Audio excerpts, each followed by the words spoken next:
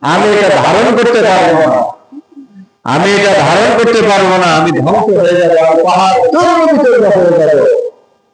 অথচ সেই কোরআন মানুষের সিনার মধ্যে থাকে করে বলে সুবহানাল্লাহ। কি মানুষের সিনার মধ্যে আছে না কোরআন? কে সেই কোরআন ধারণ করার ক্ষমতা আল্লাহ মানুষকে দিয়েছেন। সকলে বলে সুবহানাল্লাহ।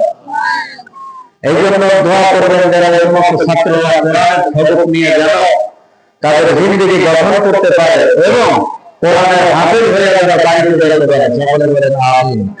আরো জোরে বলেন আমিন। দুনিয়ার মধ্যে উত্তম কি? খয়রুকুম মান তাআল্লামা আল-কোরআন। আল্লাহ রাসূল বলেছেন দুনিয়াতে সর্বোত্তম ওই ব্যক্তি যে ব্যক্তি নিজে কোরআন শিখে এবং অপরকে শেখায়। সকলে বলেন সুবহানাল্লাহ। এরা আজকে কোরআনের সবক নেবে, এরা কোরআন শিখবে। দোয়া করবেন যারা এরা যেন ভবিষ্যতে কোরআন শিখাইতে পারে। আমিন বলে।